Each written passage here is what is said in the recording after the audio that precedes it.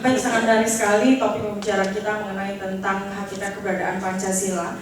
Tapi perlu kita ketahui juga ya, saya sedikit menyanggahi atau memberikan argumentasi terhadap pemaparan yang disampaikan oleh Bapak Junaidi mengenai tentang kedudukan Pancasila dalam naskah pembukaan Undang-Undang Dasar 1945. Memang secara yuridis konseptual Pancasila itu memang diatur di dalam naskah pembukaan Undang-Undang Dasar 1945.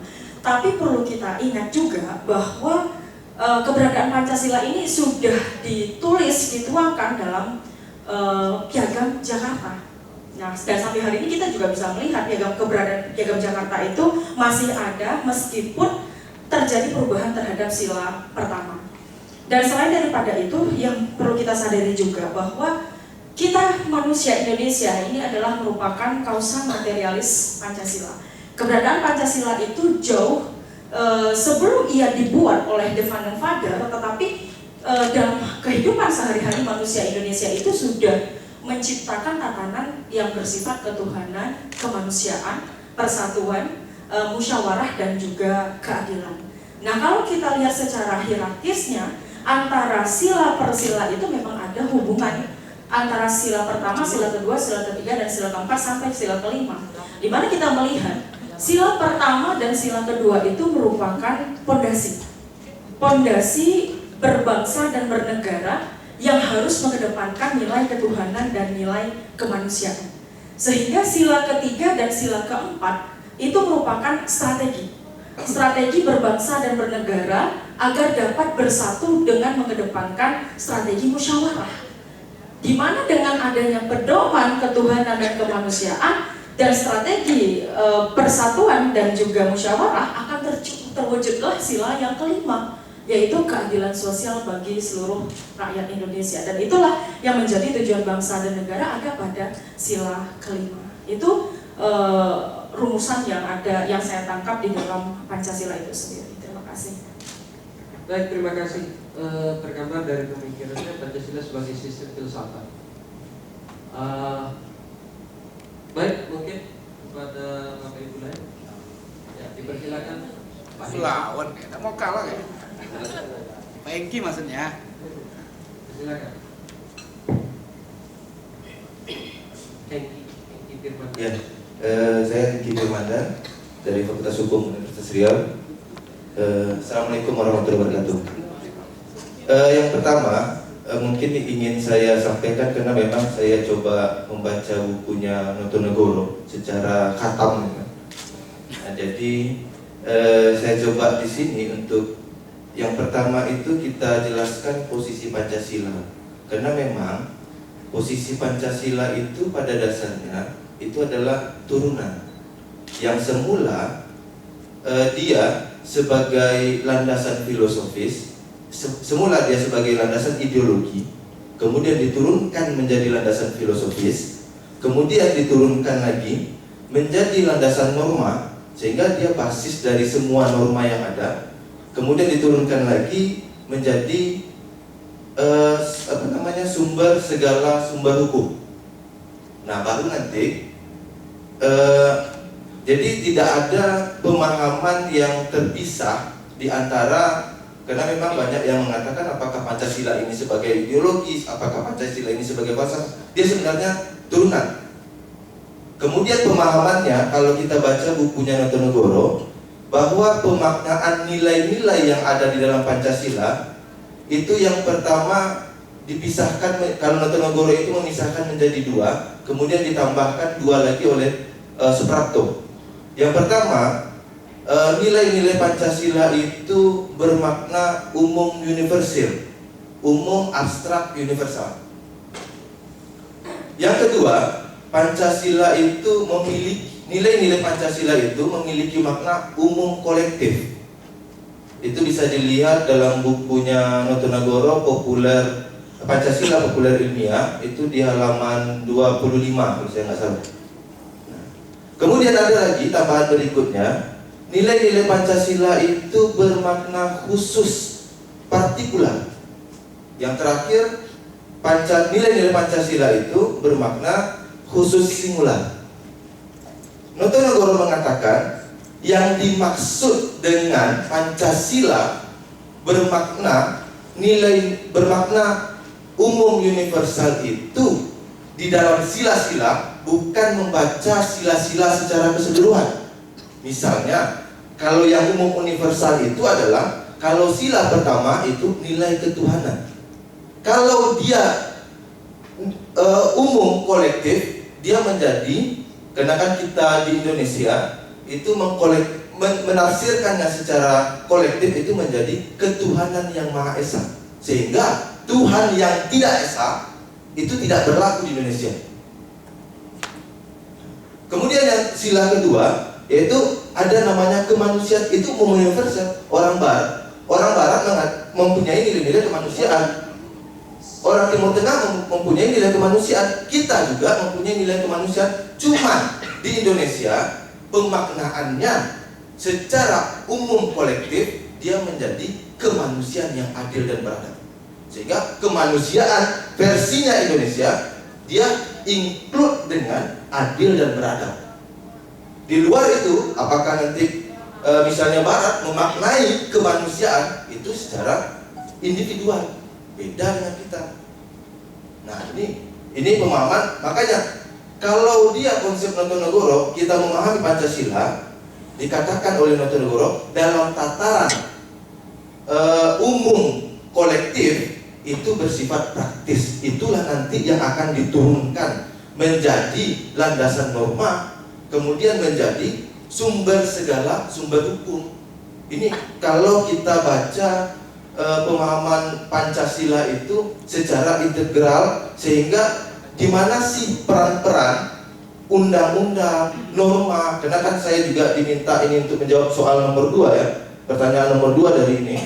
Apakah perlu Pancasila itu ditetapkan sebagai norma hukum dan norma etika? Tadi juga saya sudah diskusi dengan Pak Max bahwa sebenarnya kalau norma etika itu sudah ditetapkan atau maka dia akan menjadi norma hukum, dia tidak etika lagi.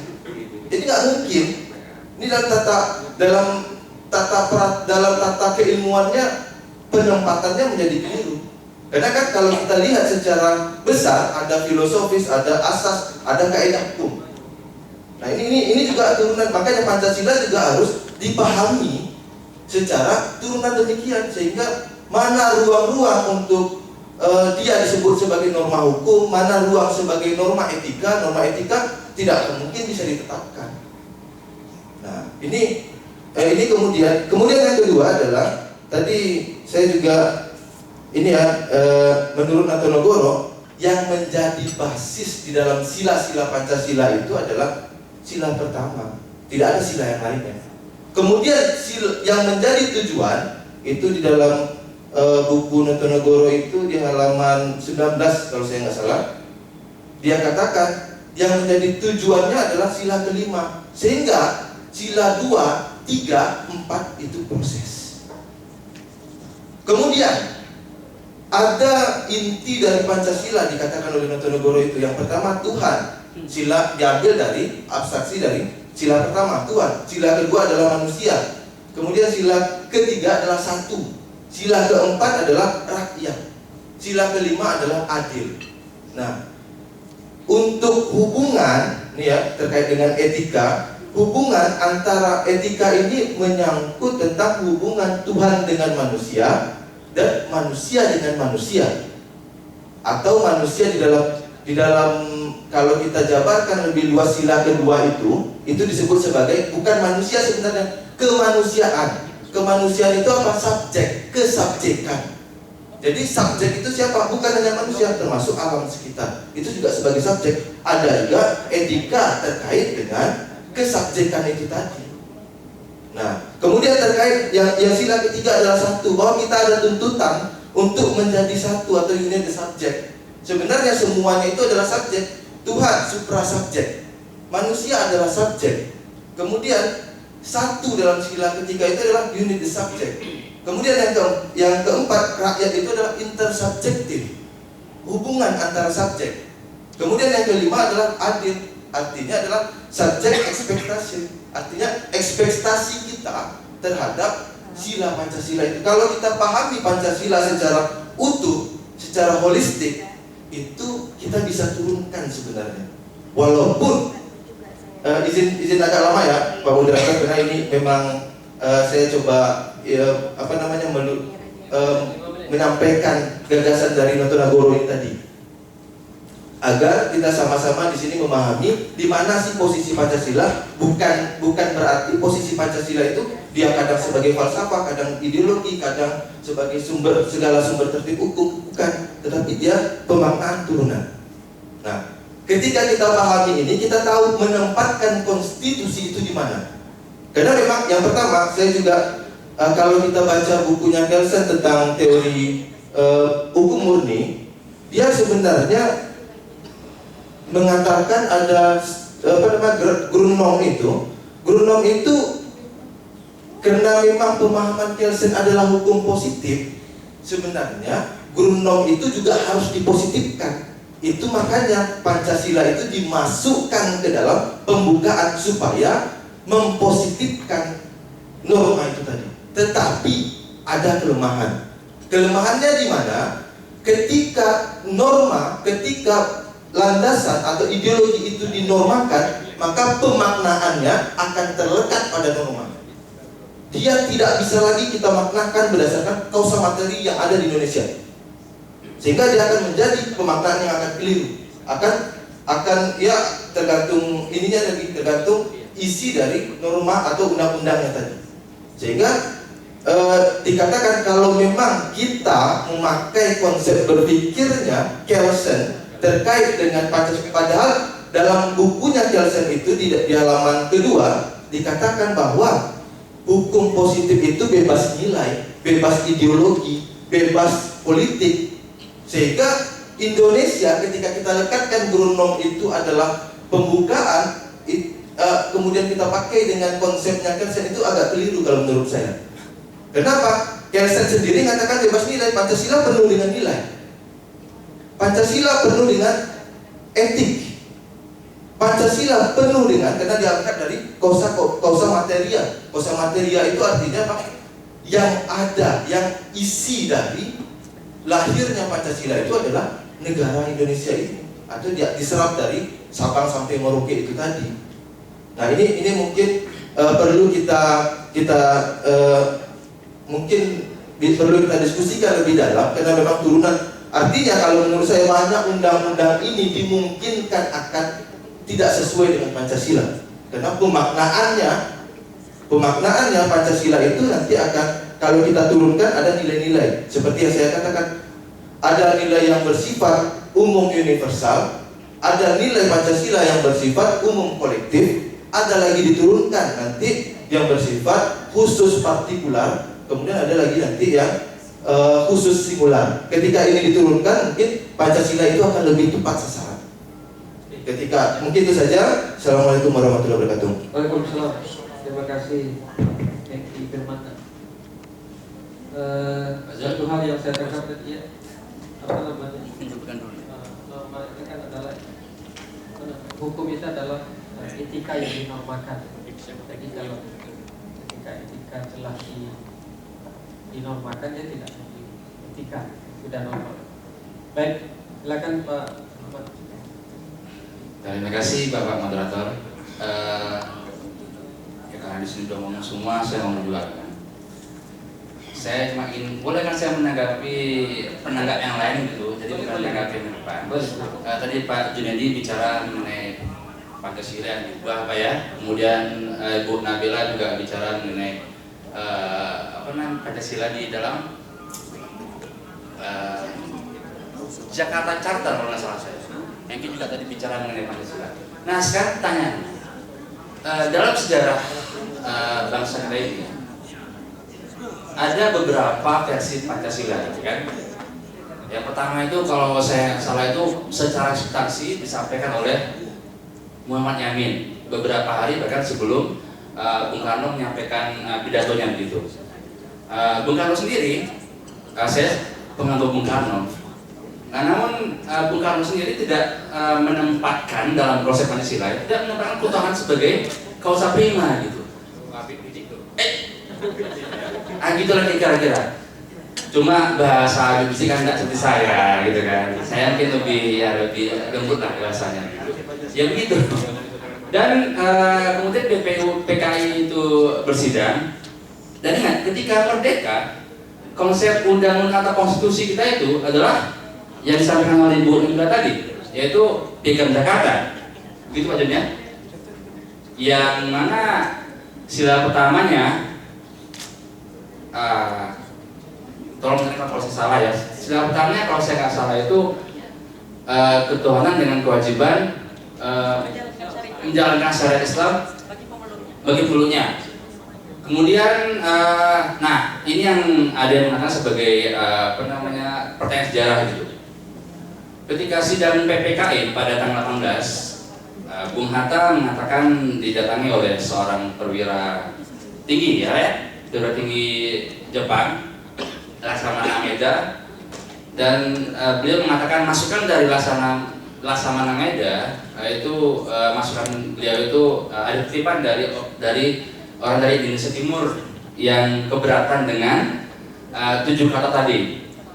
Sementara terakhir terungkap bahwa Laksamana Maeda mengatakan saya memang menemui Bung Hatta, tapi saya tidak ada menyampaikan, tidak ada pesan dari masyarakat Timur. Ini juga perlu nanti kita luruskan. Kemudian setelah itu diubah ya 7 kata tadi dihilangkan begitu. Kemudian diubah lagi dengan Undang-Undang Dasar sementara Undang-Undang Dasar 50 dan kembali lagi gitu. Nah, saya jadi tanya yang mana sebenarnya itu?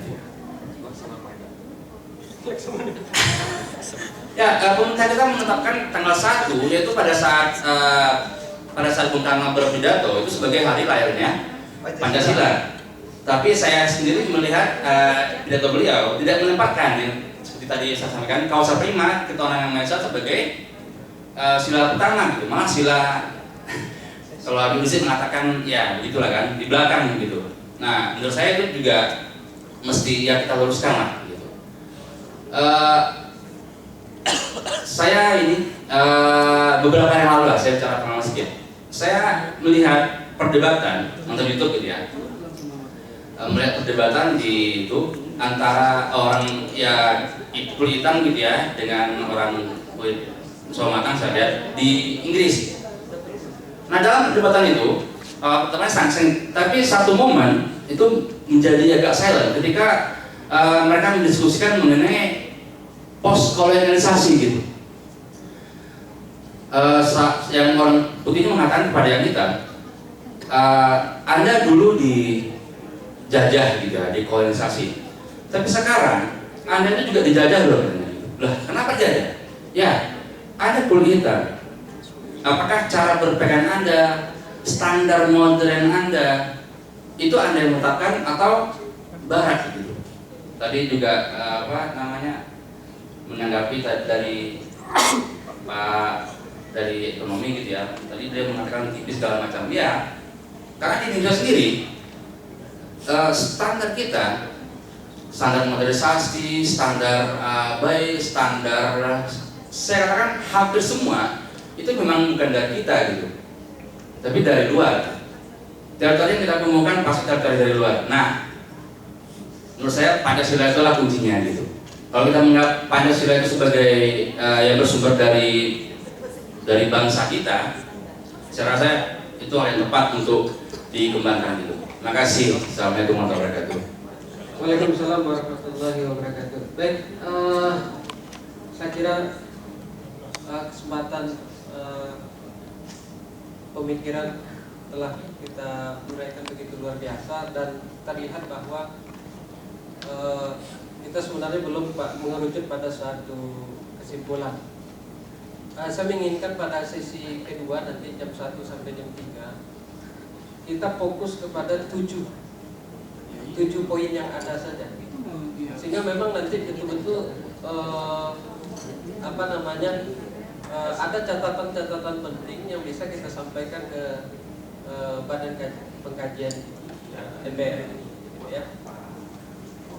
Walaupun poin-poin yang telah disampaikan tadi adalah merupakan pemikiran-pemikiran dari setiap kita, tetapi kan kita tidak memfokuskan pada satu 7 poin besar ini, ya.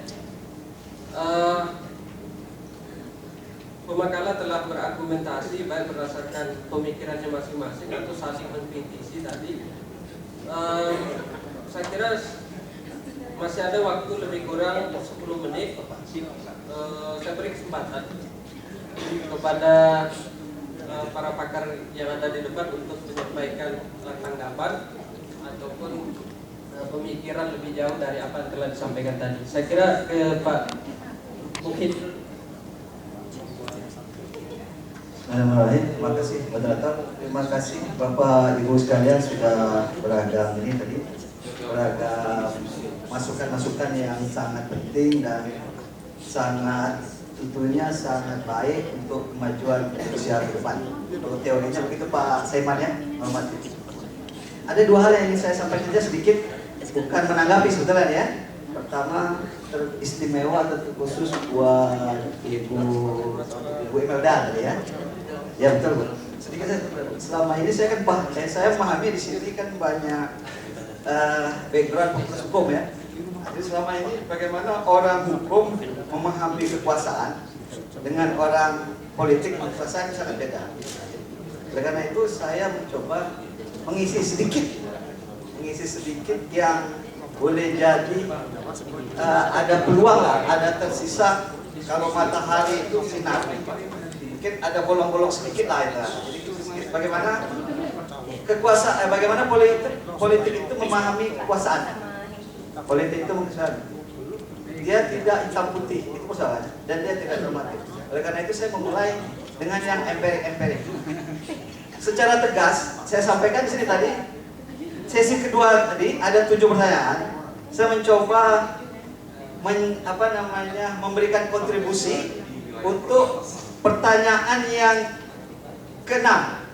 Strategi apa? Nah, itu paling lebih konkret. Apalagi mau pilkada ya Pak Mek ya, visi-visi kan itu pada penting ada strategi itu bagaimana supaya menang.